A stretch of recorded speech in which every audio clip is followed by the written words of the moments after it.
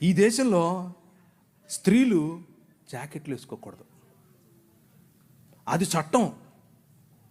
మొన్న రీసెంట్గా సినిమా కూడా వచ్చింది ఒకటి, అదేదో జరగలేదు అనుకుండేరు, అది జరిగింది. అది ఈ దేశంలో ఉన్న చట్టం. ఎందుకు అనంటే మన దేవుడైనటువంటి బ్రాహ్మణుడు నడుచుకుంటూ వస్తే అది ఆడో మగో తెలియాలి, కాబట్టి ఇప్పి చూపించాలి. ఏం లాజిక్ ఇది?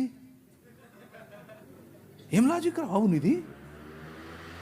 ఎవరికి ముఖ్యంగా బడుగు బలహీన వర్గాలకు జాకెట్లు వేసుకునే అధికారం లేదు అన్నారు. ఎందుకు లేదు?